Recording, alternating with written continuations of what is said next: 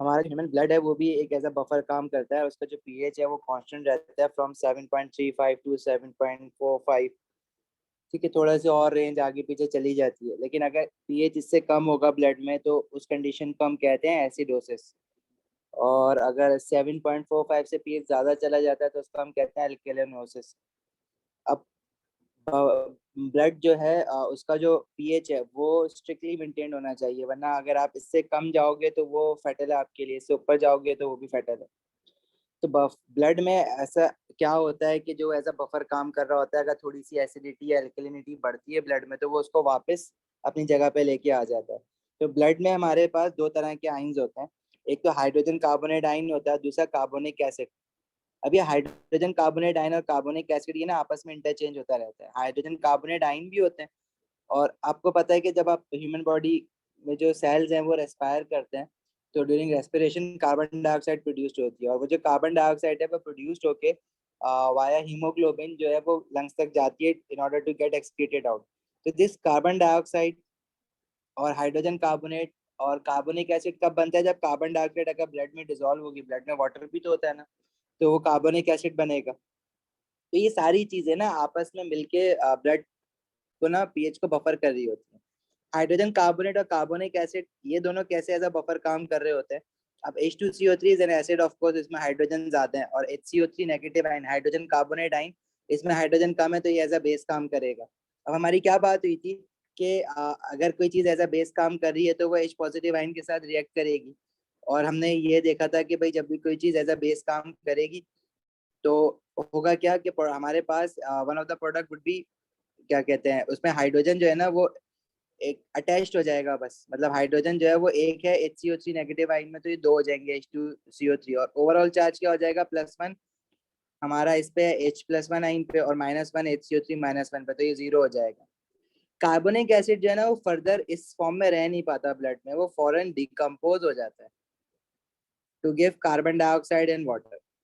और ये जो कार्बन डाइऑक्साइड है ये जो अगेन हीमोग्लोबिन जो है वो इसको कार्बोक्सी हीमोग्लोबिन बना के बॉडी से एक्सक्रीट आउट कर देता है।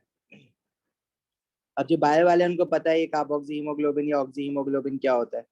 अच्छा, साथ में हाइड्रोक्साइड आइन जो है, अगर कोई इनकेस एल्कलिनिटी बढ़ती है ब्लड में किसी भी वजह से, अब किस वजह से एसिडिटी और एल्कलिनिटी बढ़ती है ब्लड में वो तो हमारा काम नहीं है कि केमिस्ट्री में हम जाने, but different metabolic reaction different foods की वजह से किसी भी वजह से हो सकता है वो। तो जब हाइड्रोक्साइड आइन की रिएक्शन हम बनाते हैं तो हमने देखा था कि water is one of the product is form. अब HCO3 नेगेटिव आइन जो है वो हमारे पास, अभी देखो कार्बोनिक एसिड हमारा ना एज अ बेस काम कर रहा है, तो हम एक इक्वेशन आपको ये भी मिलेगी। बेसिकली जो HCO3 नेगेटिव आएंगे ना हाइड्रोजन कार्बोनेट आएंगे वो एज अ बेस और एज अ एसिड दोनों काम कर सकते हैं। तो मैं ये भी बताता हूँ। और अगर कार्बोनिक एसिड, अच्छा इसको अभी छोड़ दो यार इक्वेशन को, अब इसमें carbonic acid as an acid काम करेगा तो OH नेगेटिव आयन के साथ जब मिलेगा तो वाटर बनेगा। और क्योंकि वो इसमें से कार्बोनिक एसिड में से एक हाइड्रोजन आयन निकला है जो कि OH नेगेटिव आयन के साथ मिलकर वाटर बना रहा है, तो बाकी चीज क्या रह जाएगी HCO3 नेगेटिव वन, क्योंकि हाइड्रोजन अपना एक इलेक्ट्रॉन छोड़ के जा रहा है तो -1 आएगा। मतलब क्वेश्चन जो है ना इस तरह का आया हुआ था उसका कि show how presence of HCO3 negative ion and carbonic acid can act as a buffer in blood. Simple से ये क्वेश्चन आया हुआ था, ये कैसे एज अ बफर काम कर सकते हैं ब्लड में। तो आपको किस तरह से एक्सप्लेन करना है, through chemical equation, step by step. आपको पता है कि वो ऐसे की फॉर्म में तो हमारा क्वेश्चन नहीं आता है ना, आप लोगों ने यस दिया हुआ है, तो हमारा क्वेश्चन तो जो आता है वो स्टेप बाय स्टेप आता है। तो वो कहता है कि इक्वेशन बताओ कि कार्बोनिक एसिड और HCO हाइड्रोजन कार्बोनेट आयन कैसे एज अ बफर काम करेगा। तो आपको इसमें ये डिसाइड करना होगा कि इसमें पहले एज एन एसिड कौन यूज परफॉर्म करेगा और एज अ बेस कौन परफॉर्म करेगा। जिसमें हाइड्रोजन ज्यादा है वो एज एन एसिड परफॉर्म करेगा, जैसे carbonic acid has to perform as an acid और hydrogen carbonate ion has to perform as a base. तो कार्बोनिक एसिड जो है अगर ऐसा एसिड काम कर रहा है तो ऑब्वियसली ये रिएक्ट करेगा एल्कली के साथ, और hydrogen carbonate ion as a base काम कर रहा है तो ऑब्वियसली ये रिएक्ट करेगा आपका H पॉजिटिव आयन के साथ, लाइक दिस। और हमने रिएक्शन में लास्ट क्लास में देखा था कि अगर जब हाइड्रोक्साइड आयन के साथ कोई एसिड रिएक्ट करेगा तो हमारे पास प्रोडक्ट में हर हाल में एक चीज एज अ वाटर तो बनेगी। ठीक है, क्योंकि एसिड में से हाइड्रोजन आयन निकलेगा जो कि OH नेगेटिव आयन के साथ मिलकर वाटर बना लेगा। और जब एसिड में से हाइड्रोजन आयन निकल रहा है तो हाइड्रोजन यहाँ पे 2 है, तो एक हाइड्रोजन रह जाएगा, और पीछे हाइड्रोजन आयन निकल रहा है ना, अपना इलेक्ट्रॉन छोड़ के जा रहा है पीछे, तो -1 चार्ज आ जाएगा। तो एक इक्वेशन ये शो कर रही है कि how alkalinity is being utilised by the buffer and how acidity is being utilised, ये दूसरी इक्वेशन शो करेगी। और ये इसके लिए हमने क्या बताया था कि H पॉजिटिव आयन को कैसे दिखाना है कि आप जो भी बेस है उसके साथ मिला दो, ऐड कर दो, एक हाइड्रोजन है तो वहां 2 हाइड्रोजन कर दो, और साइंस भी मिला दो, -1 +1 0 हो जाता है। बस आपने ये 2 इक्वेशंस बनानी है। अगर क्वेश्चन आता है कि हाउ हाइड्रोजन कार्बोनेट आयन और carbonic acid act as a buffer in blood, तो ब्लड में एक ही तरह का बफर नहीं होता है, एक बफर तो ये है ब्लड में, फर्स्ट बफर। अच्छा, जो हाइड्रोजन कार्बोनेट आयन है ना, वो अपने आप में अकेले भी बफर है, मतलब हाइड्रोजन कार्बोनेट आयन अकेला एज अ बफर भी काम कर लेता है, मतलब ये एज अ एसिड भी काम कर लेते हैं, एज अ बेस भी काम कर लेते हैं, समझ लो कि एम्फोटेरिक की तरह। अगर इसके सामने आप H पॉजिटिव आयन रखोगे तो ये बेस बन जाएगा, ठीक है, और इसके सामने अगर OH नेगेटिव आयन रखोगे तो ये एसिड बन जाएगा। तब ये एज अ बेस भी काम कर रहा है और ये एज अ एसिड काम भी कर रहा है। ये एज एन एसिड कब काम करेगा, जब इसके सामने आप OH नेगेटिव आयन रखोगे, और एज अ बेस कब काम करेगा, जब इसके सामने आप H पॉजिटिव आयन रखोगे। OH नेगेटिव आयन की इक्वेशन में वाटर बनता है, और हाइड्रोजन जो है वो यहाँ से निकलेगा, निकल के यहाँ जाएगा, तो पीछे सिर्फ CO3 रह जाएगा। इस पर ऑलरेडी -1 चार्ज था, हाइड्रोजन अपना एक इलेक्ट्रॉन छोड़ के गया, तो एक माइनस और बढ़ जाएगा, तो -1 के बजाय -2 हो जाएगा। इसी तरह जब वो एज अ बेस काम कर रहा है तो हाइड्रोजन आयन की इक्वेशन क्या बताइए कि ऐड कर दो बस, तो H2CO3 और +1 -1 0 हो जाएगा। तो आप ये दोनों इक्वेशन लिखोगे, तो एक बफर ब्लड में ये भी होता है। समझ आई बात?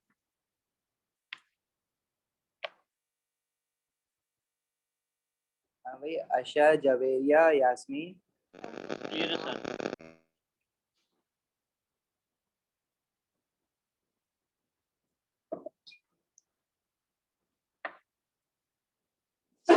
चलो,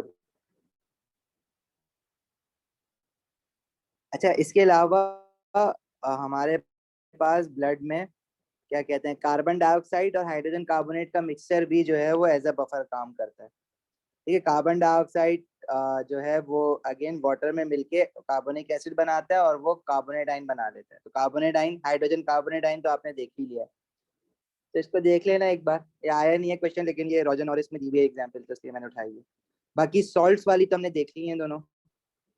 pH of a buffer solution निकालना है, तो यहाँ से एक ना क्वेश्चन हमें जरा करना है। अच्छा, हमें बफर सोल्यूशन का जो पीएच निकालने के लिए कहता है वो सिर्फ एसिडिक बफर का पीएच निकालने के लिए कहता है, क्योंकि हमें एसिड डिसोसिएशन कांस्टेंट तो उसने डिफाइन किया है वीक एसिड्स के लिए, लेकिन बेस डिसोसिएशन कांस्टेंट जैसी कोई चीज नहीं है हमारे पास। तो अब देखो किस तरह से बफर बनेगा, कैसे बफर, अगर रिकॉल करो अपनी लास्ट क्लास। जवेरिया बेटा, क्या चीज आप रिवाइज कराने का कह रहे हो?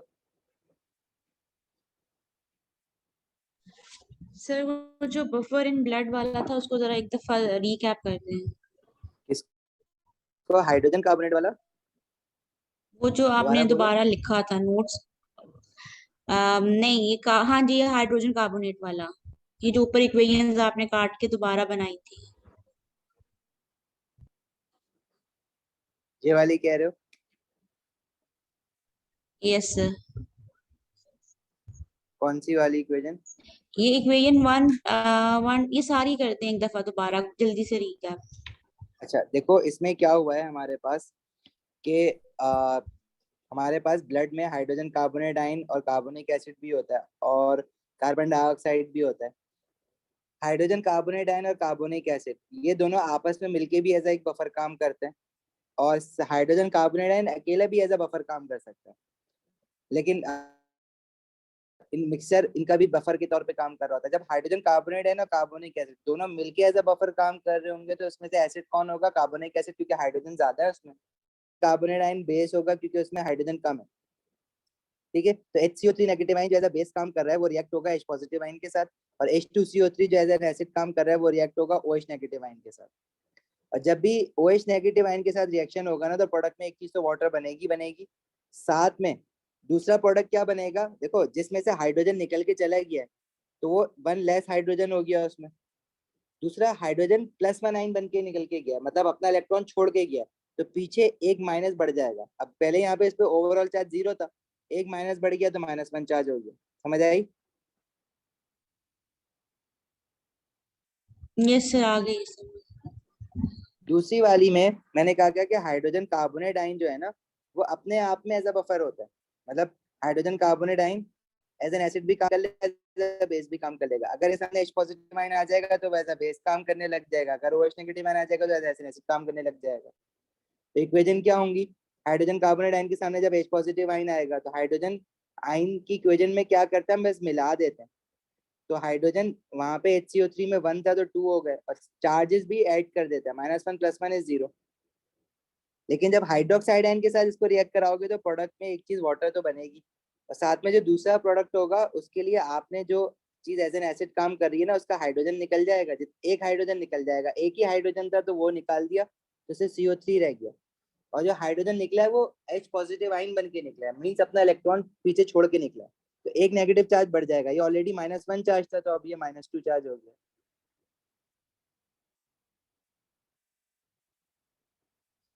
Got it? Yes sir. Okay. अब देखो बफर बनाते कैसे हैं। हमने देखा था कि वीक एसिड को और उसके सॉल्ट को पानी में डाल देते हैं एक साथ, इथेनोइक एसिड और उसके सोडियम इथेनेट सॉल्ट को पानी में डाल दिया तो ये बफर बन जाएगा। अभी जो बफर बना है उसका पीएच क्या होगा, उसी पीएच के आगे पीछे जो है ना वो पीएच को चेंज होने से रोकेगा, मतलब बफर अपने पीएच को मेंटेन करता है। तो इस बफर का पीएच क्या बना है, बना डालने के बाद कितना एसिड डाला है, कितना सॉल्ट डाला है आपने, वो आपको बताया जाएगा, तो आप फिर इस बफर का पीएच वर्कआउट कर सकते हो। तो जैसे सोडियम इथेनोएट,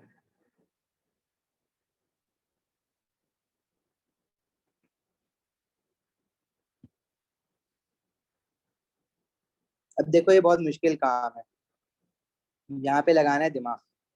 देखो, तो पहले जो हमने इथेनोइक एसिड लिया है ना, इथेनोइक एसिड की जो कंसंट्रेशन ली है वो लिए हमने 0.1 मोल पर डेसीमीटर की, और जो सॉल्ट लिया है वो लिया है 0.5 मोल पर डेसीमीटर की।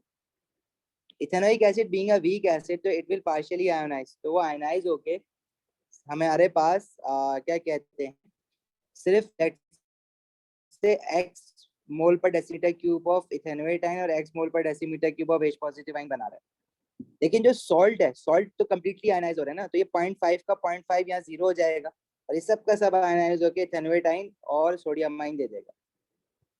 अब देखो पीएच अगर मुझे सॉल्यूशन का निकालना है तो पीएच निकालने के लिए सॉल्यूशन में मुझे कितनी concentration of H positive ion है सिर्फ वो पता होनी चाहिए, दैट्स इट। मैं पीएच निकाल लूंगा, ये सॉल्यूशन का जो पीएच होगा ये बफर का पीएच कहलाएगा, क्योंकि बफर सॉल्यूशन बना हुआ है। लेकिन पीएच तो सिर्फ और सिर्फ H पॉजिटिव आयन की वजह से है ना, concentration of H positive ion. Ethanoate ion की वजह से पीएच नहीं होता, सोडियम आयन की वजह से भी नहीं होगा, वो होगा सिर्फ concentration of H positive ion की वजह से। तो मुझे किसी तरह से concentration of H positive ion workout करनी है इस सॉल्यूशन में। तो वो वर्कआउट करने के लिए तो हमने वीक एसिड के लिए पढ़ा था ना, acid dissociation constant is equals to product में हमारे पास इथेनोएट आयन है और H पॉजिटिव आयन है, divided by concentration of ethanoic acid.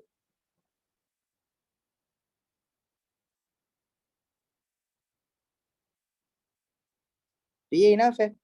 अगर मैं आपको इस एसिड का एसिड डिसोसिएशन कांस्टेंट बता दूं तो आप ये निकाल लोगे। लेकिन प्रॉब्लम पता है क्या है, प्रॉब्लम ये है कि जो कंसंट्रेशन ऑफ इथेनोएट आयन है ना, वो इस बार सिर्फ एसिड से नहीं आ रहा है। मतलब पहले हम क्या करते थे, वीक एसिड में H पॉजिटिव आयन की कंसंट्रेशन x ली है तो इथेनोएट आयन की भी x ले लेते थे। लेकिन अब ये इथेनोएट आयन इस सोल्यूशन में सिर्फ एसिड की वजह से तो नहीं है ना, वो सॉल्ट की वजह से भी है, तो इसकी कंसंट्रेशन भी आपको ऐड करनी है।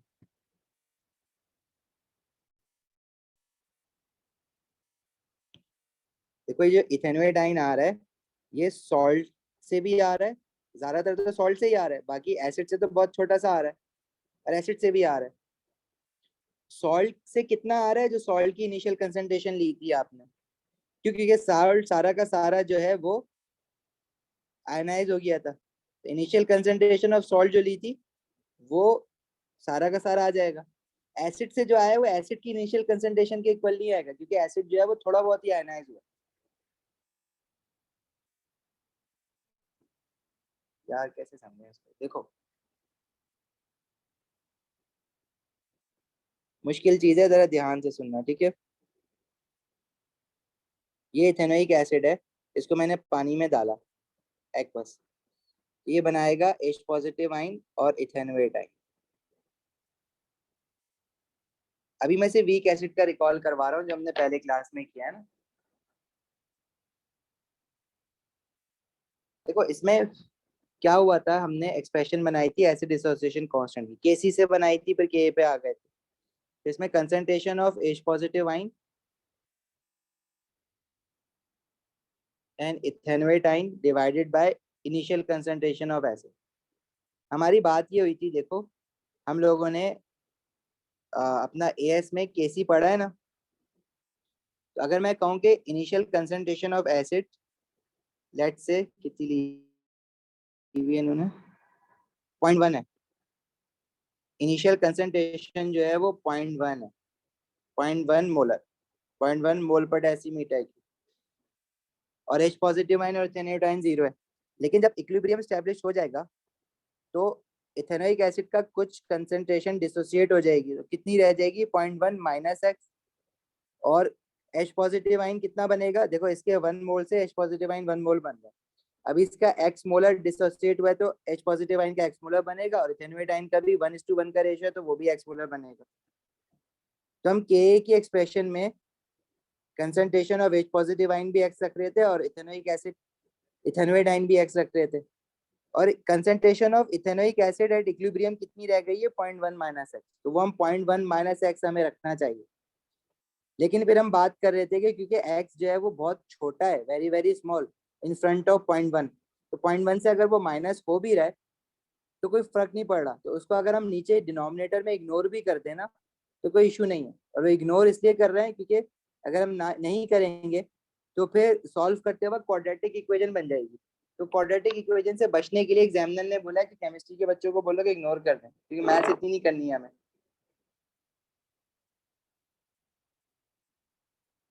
तो अगर मैं इसका जनरलाइज फॉर्मूला बनाऊं तो एसिड की कंसंट्रेशन जो है ना इक्विलिब्रियम पे रखने के बजाय, रखनी तो असूलन इक्विलिब्रियम की कंसंट्रेशन चाहिए ना, it should be concentration at equilibrium, लेकिन हम कंसंट्रेशन एट इक्विलिब्रियम नहीं रख रहे इसकी, हम क्या रखते हैं इसकी इनिशियल कंसंट्रेशन रख देते हैं, क्योंकि इक्विलिब्रियम पे पहुंचने तक जो इसकी कंसंट्रेशन हुई है उसमें बहुत मामूली फर्क पड़ा है, जो एक्स इसमें से निकला है ना वो एक्स बहुत छोटा है। इसलिए हम कहते हैं कि instead of writing concentration of acid at equilibrium we can write initial concentration in this equation, as उससे जो एरर आएगा वो इतना कम आएगा, उससे कोई फर्क नहीं पड़ेगा। लेकिन जो ऊपर H पॉजिटिव आइन और इथेनोइक आइन की कंसंट्रेशन रखेंगे ना वो एट इक्विलिब्रियम ही रखेंगे, क्योंकि अब वहां पे x को इग्नोर नहीं कर सकते, वहां पे x को इग्नोर करोगे तो x और x मल्टीप्लाई हो रहा है, तो जब मल्टीप्लाई हो रहे होते हैं ना छोटे नंबर तो उसको हम इग्नोर नहीं करते, लेकिन ऐड और सब्ट्रैक्ट जब हो रहे होते हैं ना किसी बड़े नंबर के साथ तो हम इग्नोर कर सकते हैं। याद आ गया ये वाला काम? आशा, जवेरिया, यास्मीन, यहाँ तक याद आया जो पहले हमने किया था? जी सर। Yes sir. ओके, अब हम आगे बढ़ते। अब हमने ना इसको बफर बनाया है, तो बफर बनाने के लिए हमने क्या करा कि एक बीकर में ये वाला एसिड तो डाला 0.1 मोलर, लेकिन साथ में उसने इस एसिड का सॉल्ट भी डाला, सोडियम इथेनॉइड, और सॉल्ट की कंसंट्रेशन लेट से 0.5 मोलर ले लिए और एसिड 0.1 मोलर ले लिया। तो अब जो सोल्यूशन में हमारे पास दो इक्वेशन एक साथ वर्क कर रही है, एक तो ये इथेनोइक एसिड वाली, ये तो वैसे ही काम कर रही है जैसे पहले वो अकेले कर रहा था, बफर के साथ ये अभी भी ऐसे ही करेगा काम, लेकिन साथ में एक एक और इक्वेशन आ गई है ना, और वो इक्वेशन है सॉल्ट की। अब सॉल्ट की इक्वेशन रिवर्सिबल रिएक्शन नहीं है, वो इरिवर्सिबल है, मतलब कंप्लीटली आयोनाइज हो रहा है।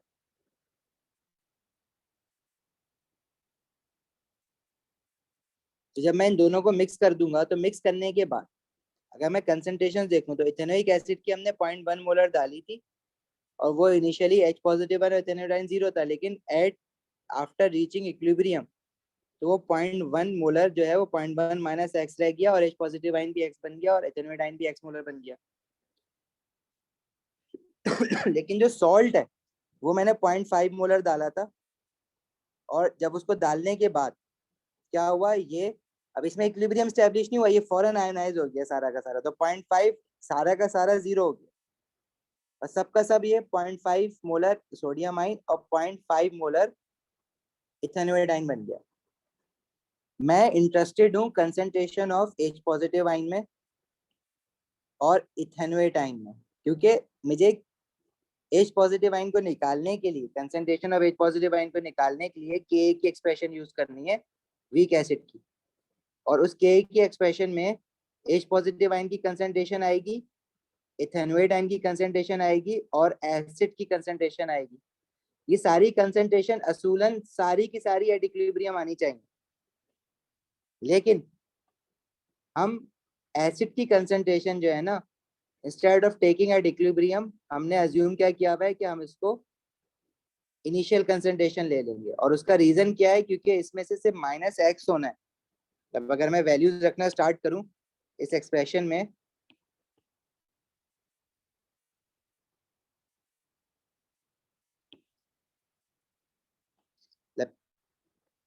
इस एक्सप्रेशन में अगर मैं वैल्यूज रखना स्टार्ट करूं तो ए पॉजिटिव आइन की जगह मैं क्या रखूंगा, इक्विलिब्रियम पे एक्स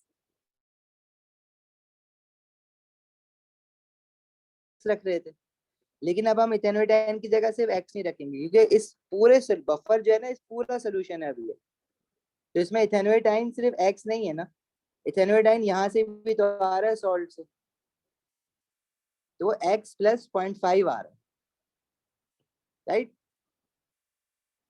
डिवाइडेड बाय डिनोमिनेटर में एसिड की इक्विलिब्रियम पे कंसंट्रेशन जो होनी चाहिए एट इक्विलिब्रियम असूलन, जो कि कितनी होगी इक्विलिब्रियम पे एसिड की कंसंट्रेशन जो रह गई है वो 0.1 और में से एक्स आयनाइज हो गया, तो ये बचा 0.1 माइनस एक्स। लेकिन यहाँ पे ना हम for the sake of simplification कुछ चीजें ऐसी करते हैं, देखो H पॉजिटिव आयन की कंसंट्रेशन तो फिक्स है ना, एक ही जगह से आ रही है, इथेनोइड आयन की कंसंट्रेशन दो जगह से आ रही है, एक तो एसिड से आ रही है और एक सॉल्ट से आ रही है, लेकिन जो इथेनोइक एसिड की कंसंट्रेशन है वो इक्विलिब्रियम पे हम नहीं ले रहे। देखो हम भी तो, मैंने सारी एट इक्विलिब्रियम ली है ना, ये एट इक्विलिब्रियम ली है,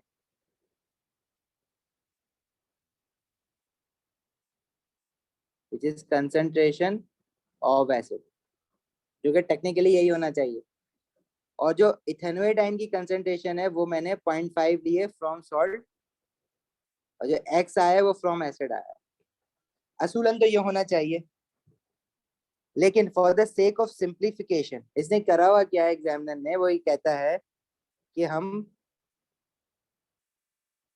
जब x क्योंकि बहुत छोटी वैल्यू है, और जब जहां जहां x किसी नंबर से ये सब्ट्रैक्ट हो रहा है तो वहां पे x को इग्नोर कर देंगे, तो जो एसिड की वजह से x इथेनोइड आयन की कंसंट्रेशन आ रही है उसको इग्नोर कर दो, वो ले लोगे 0.5 सिर्फ। इसी तरह जो नीचे एसिड की वजह से x पॉजिटिव आयन x की कंसंट्रेशन आ रही है इथेनोइड आयन की, वो भी इग्नोर कर दो, वो भी ले लो 0.1 सिर्फ, और k की वैल्यू आपको गिवन होगी, और ये वाला जो x है ना, ये basically concentration of H positive ion है, ये आपको गिवन है, या बेसिकली ये क्या बना, इनिशियल कंसंट्रेशन। अब देखो एसिड की तो हमने इग्नोर कर दी ना, तो बची कैसे, सॉल्ट से जो आ रही है कंसंट्रेशन इथेनोइड आयन की, इनिशियल कंसंट्रेशन ऑफ सॉल्ट, और जो नीचे चीज आ रही है वो क्या आ रही है, इनिशियल कंसंट्रेशन ऑफ एसिड। ये आपको क्वेश्चन में गिवन है अगर, और के गिवन है, तो आपने सिर्फ H पॉजिटिव आयन निकालना है और फिर पीएच के फॉर्मूले में उसको लगा देना है। तो अगर हम जनरल फॉर्मूला बनाए ना इसका, जनरलाइज फॉर्मूला के का किसी भी बफर सोल्यूशन के लिए, तो H पॉजिटिव आइन निकालने के लिए हम क्या करेंगे, जो भी आपको सॉल्ट दिया हुआ है तो उसकी इनिशियल कंसंट्रेशन आप यहाँ रख देना। मैं सिर्फ सॉल्ट लिख रहा हूँ, लेकिन असल में ये क्या है, initial concentration of salt.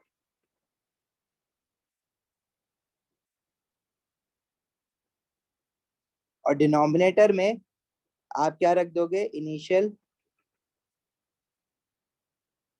Concentration of acid, मतलब जिस भी कंसंट्रेशन का एसिड आपको दिया हुआ है वो कंसंट्रेशन, और जो भी कंसंट्रेशन सॉल्ट की दी हुई है वो। तो इस इक्वेशन को थोड़ा सा सिंप्लीफाई करके अगर लिख देना तो ये बन जाएगा H पॉजिटिव आइन इनिशियल कंसंट्रेशन ऑफ सॉल्ट, जो भी आपने बफर बनाने के लिए एसिड का सॉल्ट लिया हुआ है, divided by initial concentration of acid.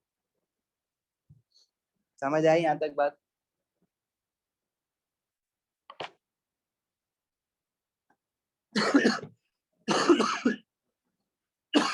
Sorry अशर, कहाँ से रिपीट करूं ये बताओ।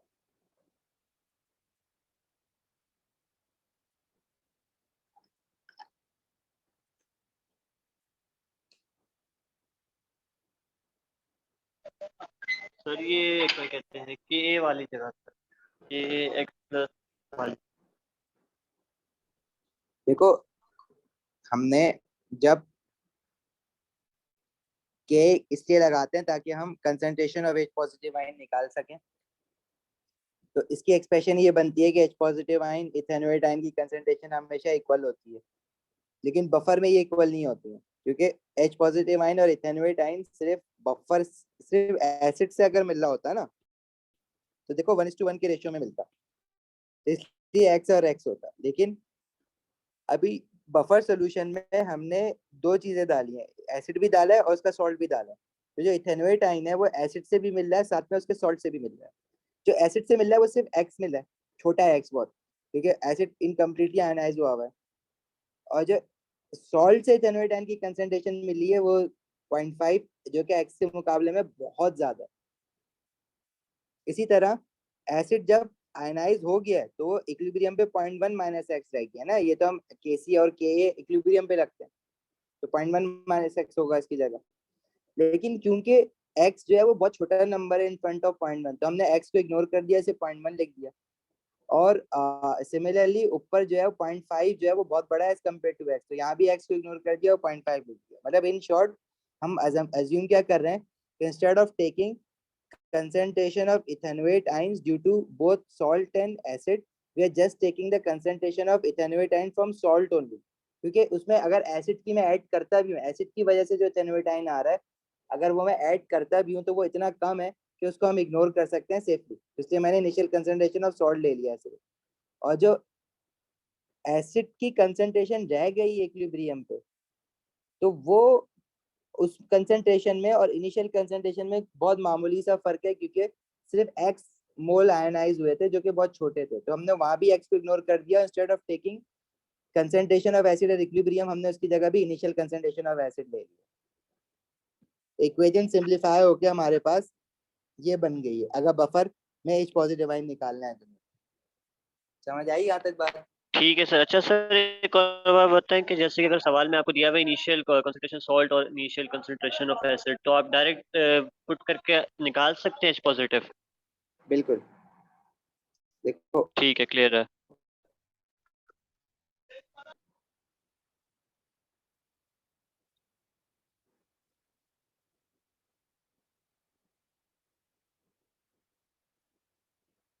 दिखा भी देता हूँ साथ साथ।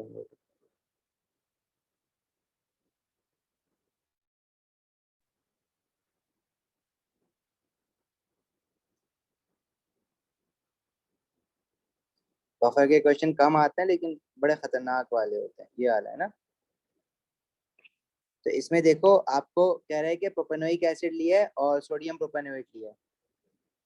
तो इसमें पीएच निकालने के लिए first of all you have to work out the concentration of H positive ion, ठीक है। और वो करने के लिए आपके पास H पॉजिटिव आयन, अच्छा प्रोपेनोइक एसिड होता है C2H5COOH, और जब ये आयनाइज होगा ये देगा C2H5COO negative and H positive ion. और सोडियम प्रोपेनोएट क्या होगा, C2H5 COO Na। जब ये आयनाइज होगा तो ये भी प्रोपेनोएट आयन देगा आपको और साथ में सोडियम आयन। तो प्रोपेनोएट आयन रखेंगे जो कि सॉल्ट, बेसिकली सॉल्ट से आया है ना, तो हम इसकी कंसंट्रेशन रखने के बजाय जो सॉल्ट की कंसंट्रेशन है वही रख देंगे, क्योंकि अगर सॉल्ट की कंसंट्रेशन जो उसने दी भी है वो इसमें तो खैर और वर्किंग भी करनी है, लेकिन what ever the concentration of salt should be given ना।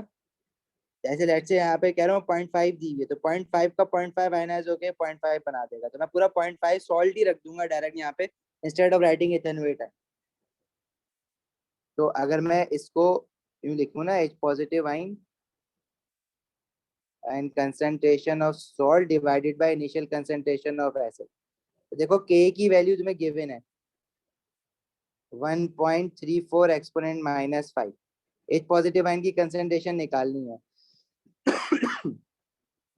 सॉल्ट की कंसंट्रेशन अभी हमने ऊपर वाले पार्ट में वर्कआउट करनी है, और एसिड की कंसंट्रेशन भी हमें गिवन है यहाँ पे ना 0.5 मोलर। सॉल्ट की कंसंट्रेशन हम बेसिकली ना एसिड और अल्कली का रिएक्शन हो रहा है, उसके बाद स्टोइकियोमेट्री से निकालेंगे पार्ट 2 में।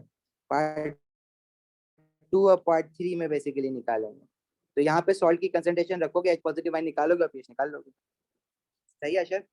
अभी करते हैं ये वाला क्वेश्चन शुरू से ना, पहले थ्योरी देख लें पूरी इसकी। अच्छा, अब यहाँ पे ना आपने H पॉजिटिव आयन निकालना है, तो आप H पॉजिटिव आयन को सिंपल सब्जेक्ट बना लोगे, राइट। तो कंसंट्रेशन ऑफ एसिड यहाँ मल्टीप्लाई हो जाएगा जाके, कंसंट्रेशन ऑफ सॉल्ट जाके डिवाइड हो जाएगी, और ये K से मल्टीप्लाई हो गया, ऐसा ही है ना। फिर आप जो H पॉजिटिव आयन की कंसंट्रेशन आएगी उससे पीएच कैसे निकालोगे, उसके साथ माइनस लॉग लगा दोगे। तो हमने ना, अगर मैं डायरेक्टली इन दोनों इक्वेशन के लेफ्ट और राइट पे माइनस लॉग लगा दूं, अगर मैं इक्वेशन के लेफ्ट पे लगा रहा हूँ तो राइट पे भी लगाना पड़ेगा, तो ये लेफ्ट साइड हो जाएगी minus log H positive ion. अच्छा, राइट साइड जो है ना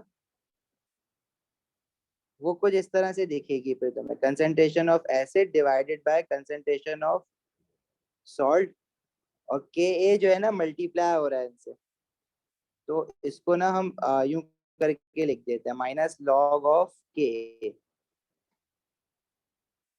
अब ये जो काम मैंने करे है ना, ये काम आपसे नहीं करवाएगा वो, ठीक है, ये वाला काम और ये वाला काम जिसपे मैंने जो टिक करे, क्योंकि ये मैथ्स में लॉगरिथम अगर किसी ने एड मैथ्स पढ़ी है या फिर ए लेवल की मैथ्स पढ़ रहे हो P3 में, तो वहां पे ये आपने लॉग के फॉर्मूले देखे होंगे, लॉग की क्या लॉज कहते हैं इसको, लॉज ऑफ लॉगरिथम। लेकिन ये आपसे ड्राइव नहीं करवाएगा, मैं तो सिर्फ इसलिए करवा रहा हूँ कि मैं इसकी फाइनल फॉर्म पे पहुंचना चाह रहा हूँ, फाइनल फॉर्म हम जो है वो एज इट इज याद रख सकते हैं। अब ये जो minus log of H positive ion है ये पीएच हो गया। अब ये माइनस लॉग ऑफ K जो है ना ये बेसिकली बन जाता है pKa। अगर K के साथ लॉग लगा दो तो pKa बन जाएगा, जैसे H पॉजिटिव आयन के साथ आपने लॉग लगाया तो वो pH बन गया। सिमिलरली अगर K के साथ आप माइनस लॉग लगा दो तो उसको हम pKa बोलेंगे फिर। और साथ में ये जो लॉग एसिड ओवर सॉल्ट है ना, इसको हम लोग ऐसे भी रख सकते हैं, what ever log minus concentration of log acid over salt. तो इसको जब हम सॉल्व करते हैं ना तो ये इक्वेशन जो है ना कुछ इस फॉर्म में आ जाती है कि उसको हम डायरेक्ट यूज कर सकते हैं। मतलब मैं पहले K निकालूं, मतलब K से पहले H पॉजिटिव आयन निकालूं और फिर जो है मैं क्या कहते हैं पीएच का फॉर्मूला लगाऊं, तो मैं डायरेक्ट भी कंसंट्रेशन ऑफ सॉल्ट और एसिड डायरेक्ट लग के ना डायरेक्ट ही पीएच निकाल सकते हैं, उससे कोई फर्क नहीं पड़ेगा। लेकिन क्योंकि ये दी हुई होती है बहुत जगह बुक्स में और कुछ क्वेश्चंस में भी इनिशियली ये दी हुई है, तो इसलिए हम बात कर लें तो इसकी ज्यादा बेटर है। तो इसको ये असल में ये नेगेटिव होता है ना, लॉग्स को जब नेगेटिव हटाते हैं तो इसकी ये जो फ्रैक्शन है ना ये रिवर्स हो जाता है। अब आप उस चक्कर में नहीं पड़ोगे रिवर्स हो गया कैसे हुआ क्यों हुआ, आपने बस फाइनल फॉर्म याद रखनी है इसकी, log concentration of salt divided by initial concentration of acid. That's, आपने ये फाइनल फॉर्म याद रखनी है। इस फॉर्म को, इसको यूं भी लिखते हैं इक्वेशन को, और ना इसको हम यूं भी लिख रहे होते हैं।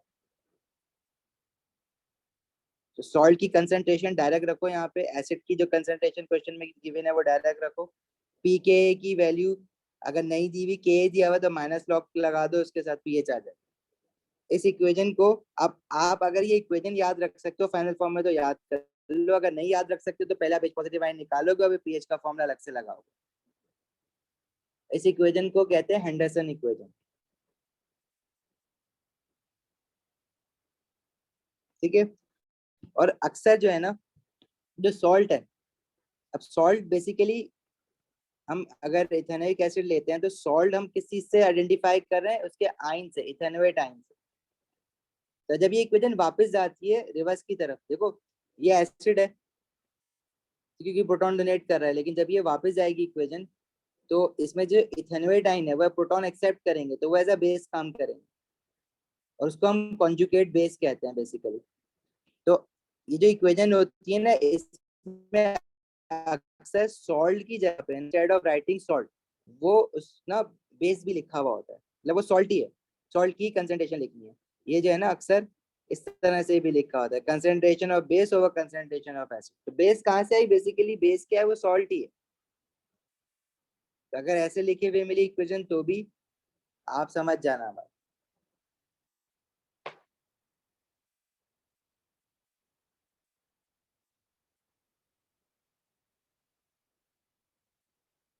सही।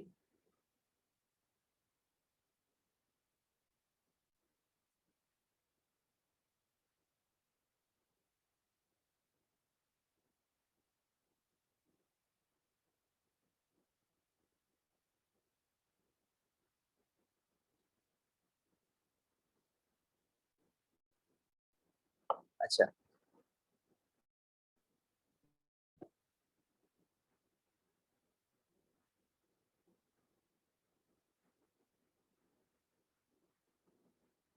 अब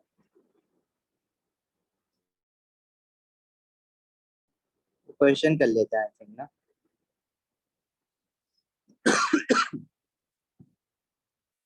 सर एयर बता दें इसका।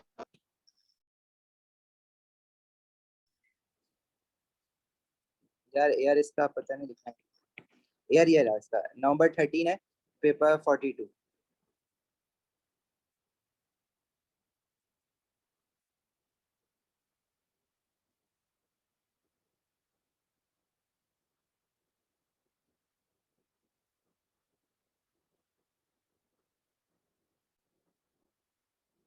सही है, चलें स्टार्ट करें। क्वेश्चन नंबर है इसका, क्वेश्चन नंबर बेसिकली ये क्वेश्चन 3 है, और ये क्वेश्चन ना यहाँ से स्टार्ट हो रहा है। इसमें कुछ पार्ट एस का है, बाकी पार्ट ए टू का है। मतलब एस का भी कुछ नॉलेज इसमें आपके पास है, Bronsted Lowry acid and base की। तो इसमें कह रहा है using the symbol HZ to represent the Bronsted Lowry acid write the equation which show the following substances. ये चलो हम बाद में करेंगे, एस वाला पार्ट तो आता ही है सबको, ये वाला देख लेते हैं।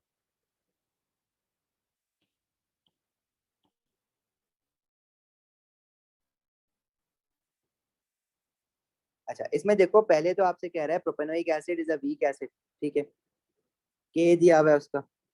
Calculate the pH of 0.5 molar solution of propanoic acid. अभी वो सिर्फ एसिड का पीएच निकाला है, बफर का नहीं बता रहा। एसिड का पीएच निकालने के लिए तो आपको के की एक्सप्रेशन यूज करनी है, जिसमें आपको H पॉजिटिव आइन और प्रोपेनोइक एसिड है ना, तो जब ये आयनाइज होगा तो उसकी जो इक्वेशन बनेगी वो ये बनती है CH3 CH2। ये दिया हुआ है ना प्रोपेनोइक एसिड, जब ये आयनाइज होगा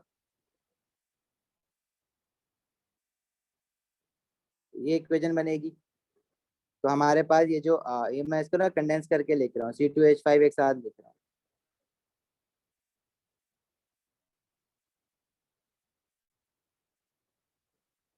ठीक है, अब आप ये एक्सप्रेशन बेशक ना भी लिखो, आप डायरेक्ट वैल्यूज भी लिखो तो एक ही मार्क का है ये। के की वैल्यू दी हुई है 1.34 एक्सपोनेंट -5।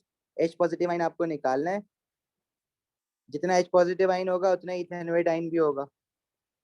तो दोनों को एक्स एक्स ले लो और concentration of acid, initial concentration of acid दी हुई है 0.5।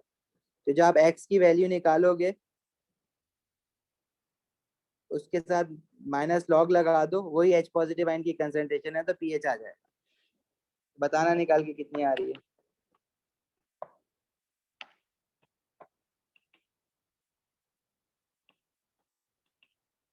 ये जो है ना उसका 2.64 आ रहा है। सही है। आपका जवेरिया यास्मीन आप दोनों का भी आ रहा है ये।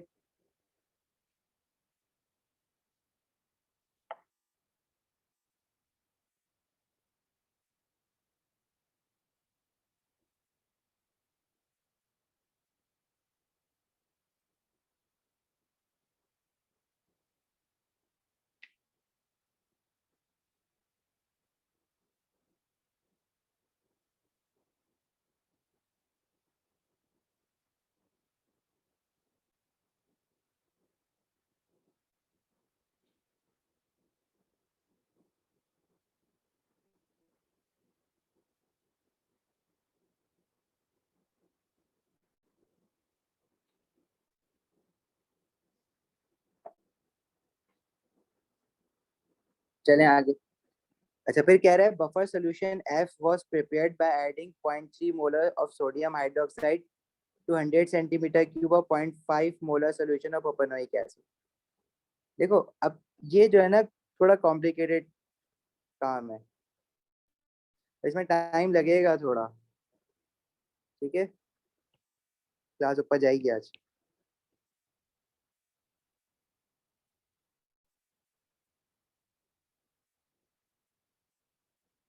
ये हमें थोड़ी सी जगह ज्यादा चाहिए इसलिए मैंने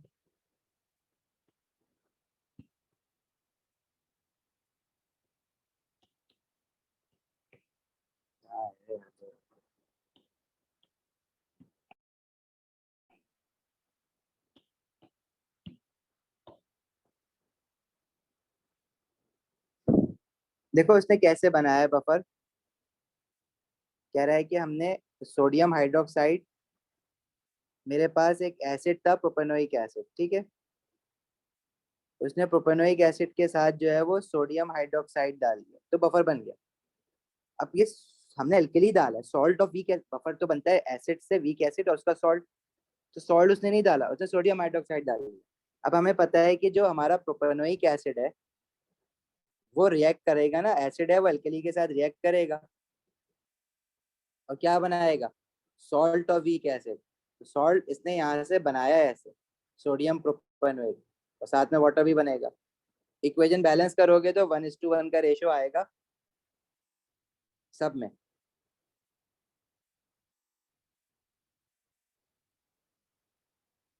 सही है। अब देखो बफर कैसे बनाइए। बफर अगर ये बना है तो देखो इसमें प्रोडक्ट में सॉल्ट बना,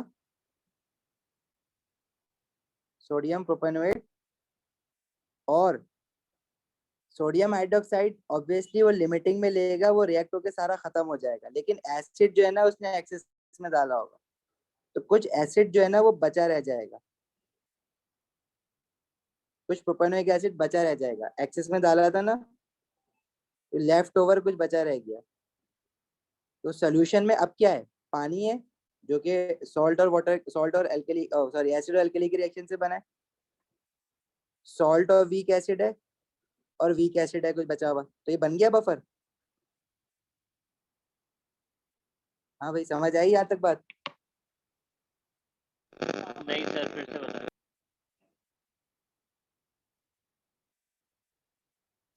देखो हमने एक बीकर के अंदर बफर बनाने के लिए, वीक एसिड तो है, वीक एसिड के साथ वीक एसिड का सॉल्ट भी होना चाहिए था, सोडियम प्रोपेनोएट। तो उसने सॉल्ट अलग से नहीं डाला, उसने वीक एसिड के अंदर अल्कली डाल दिया, सोडियम हाइड्रोक्साइड। सोडियम हाइड्रोक्साइड जब इसके साथ रिएक्ट करेगा तो वो सॉल्ट बना देगा, सोडियम प्रोपेनोएट। तो सोडियम हाइड्रोक्साइड को वो ऑब्वियसली, अभी मैं ऑब्वियसली इसलिए कह रहा हूँ क्योंकि मैंने भी कैलकुलेशन नहीं किए, लेकिन अगर तो उसको बफर बनाना है, कह रहे हैं ना बफर सोल्यूशन एफ, बफर बनाया है इसने एफ सोल्यूशन, तो सोडियम हाइड्रोक्साइड वो इतना डालेगा कि वो रिएक्ट होकर सारा खत्म हो जाए, लिमिटिंग में डालेगा मतलब। और एसिड एक्स में डालेगा तो क्या होगा कि एल्कली तो खत्म हो जाएगा, रिएक्टेंट में से कुछ एसिड बचा रह गया, और जो प्रोडक्ट में salt of acid weak acid बना है सोडियम प्रोपेनोएट वो होगा, वीक एसिड होगा और पानी होगा। तो बफर बन गया ना। बफर के लिए क्या चाहिए तुम्हें? एक्वस फॉर्म में वीक एसिड और उसका सॉल्ट। तो वीक एसिड और उसका सॉल्ट पानी में है तो यानी ये बफर है। समझ आई यहाँ तक बात?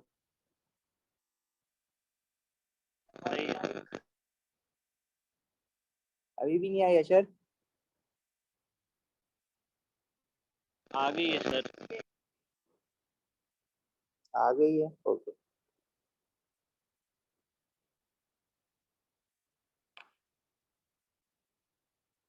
अच्छा, अब वो ये कह रहा है calculate the concentration of propanoic acid and sodium propanoate in buffer. अब देखो प्रोपेनोइक एसिड तो आपने, वो कह रहा है कितना, 0.5 मोलर डाला है, लेकिन वो रिएक्ट कर रहा है ना सोडियम हाइड्रोक्साइड के साथ, तो 0.5 मोलर तो नहीं बचेगा। आपने 0.5 मोलर प्रोपेनोइक एसिड डाला है और अल्कली आपने 0.03 मोल डाले। अच्छा, एसिड का उसने आपको कंसंट्रेशन बताइए, 0.5 मोलर, और जो वॉल्यूम है वो बताया 100 सेंटीमीटर क्यूब। तो मोल्स इसके तुम निकाल सकते हो कि एसिड के कितने मोल्स डाले हैं उसने इनिशियली। 0.5 इंटू 0.1 सेंटीमीटर क्यूब को डेसीमीटर क्यूब में कन्वर्ट कर दिया। तो एसिड उसने बेसिकली कितने मोल डाले? 0.05 मोल। एल्कली के डायरेक्ट मोल्स बता दिए उसने, कितने मोल डाले? 0.03। एसिड और एल्कली दोनों 1:1 के रेशियो में रिएक्ट कर रहे हैं, मतलब 0.03 मोल ऑफ सोडियम हाइड्रोक्साइड को अगर कंप्लीटली रिएक्ट होना है तो एसिड के 0.03 मोल के साथ वो रिएक्ट हो जाएगा। तो एल्कली तो हो गया खत्म सारा, और एसिड का कितना मोल बचा रह गया? 0.05 माइनस 0.03 दैट इज 0.02 मोल। तो एसिड के 0.02 मोल बचे रह जाएंगे प्रोपेनोइक एसिड के। लिमिटिंग में क्या है बेटा? सोडियम हाइड्रोक्साइड है ना लिमिटिंग में। तो प्रोडक्ट सोडियम प्रोपेनोएट के कितने मोल बने हैं वो कैसे निकालोगे? सोडियम हाइड्रोक्साइड से निकालोगे, जो लिमिटिंग रिएक्टेंट होता है उससे निकालोगे। सोडियम हाइड्रोक्साइड के 1 मोल से सोडियम प्रोपेनोएट का 1 मोल बनता है इस इक्वेशन के हिसाब से। तो 0.03 मोल सोडियम हाइड्रोक्साइड जो कम्प्लीटली रिएक्ट हुआ है उससे सोडियम प्रोपेनोएट का कितना मोल बनेगा? 0.03 मोल बनेगा। तो एसिड के मोल और सोडियम प्रोपेनोएट के मोल कितने हैं अभी सोल्यूशन में? एसिड लेफ्ट ओवर बचा हुआ है और सोडियम प्रोपेनोएट प्रोडक्ट में बना है, वो मोल पता लग गया। अब आपको ऐसे इसने मोल नहीं मांगे, उसने तो कंसंट्रेशन मांगी है ना, ब्रैकेट लगे हुए यानी कंसंट्रेशन। अब मोल पता लग गया, ये सारा काम 100 सेंटीमीटर क्यूब में हो रहा है, तो मोल को कंसंट्रेशन में कन्वर्ट करने के लिए डिवाइड बाय वॉल्यूम कर दो। 100 सेंटीमीटर क्यूब है तो उसको 0.1 डेसीमीटर क्यूब, और नीचे भी 0.1 क्योंकि दोनों एक ही वॉल्यूम है, तो इनकी कंसंट्रेशन आ जाएगी सिंपल, 0.02 डिवाइड बाय 0.1 इट्स 0.2। तो ये आ गया 0.2 मोलर और ये आ जाएगा 0.3 मोल पर डेसीमीटर क्यूब। आई समझ बात?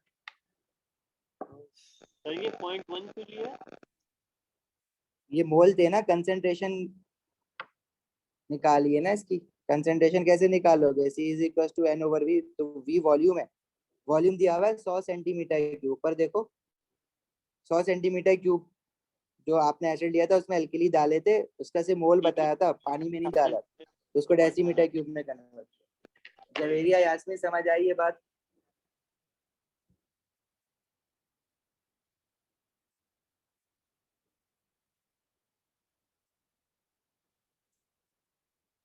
सर ये कैसे पता चलेगा कि इसमें जो प्रोपेनोइक एसिड के नंबर ऑफ मोल्स हैं, ये जो लेफ्ट ओवर है ये वो लिखने हैं यहाँ पे?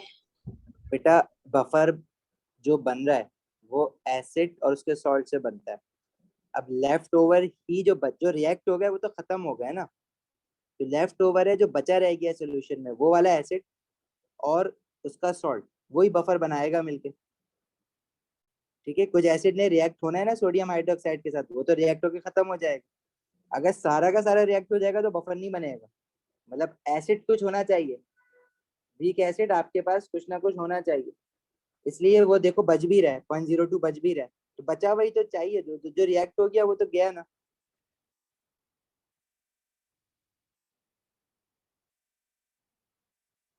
समझ आई? कौन पूछा था? यास्मीन, जवेरिया? सर मैंने पूछा तो समझ आ गई है। आ गया।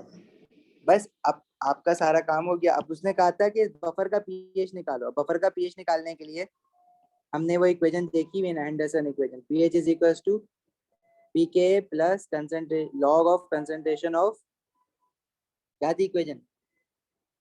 Salt over pK concentration of salt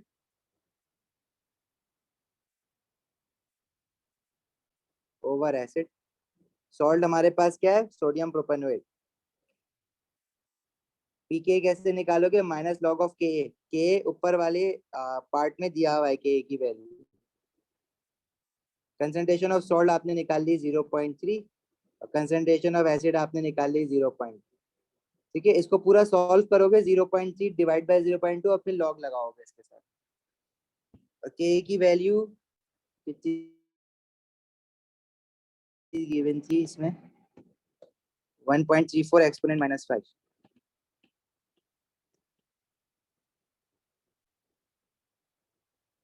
बस, मुश्किल काम है ये, जब तक प्रैक्टिस नहीं करोगे कुछ भी नहीं हो सकेगा इसमें।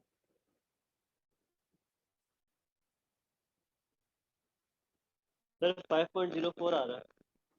सही है।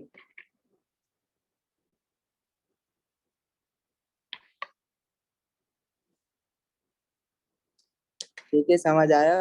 अब कुछ क्वेश्चंस ट्राई करो। देखो, आयनिक इक्विलिब्रियम में जो सबसे मुश्किल काम था वो यही था, बफर वाला। अब जो बाकी काम है वो बड़ा आसान सा है, इससे पहले वाला काम भी आसान था। कुछ क्वेश्चन हम और करेंगे बफर के, मैं खुद करवाऊंगा आपको नेक्स्ट क्लास में। फिर सबसे बड़ा चैप्टर भी यही है हमारे पास ना, A2 का आयनिक इक्विलिब्रियम। ऐसे बड़ा और कोई चैप्टर है भी नहीं।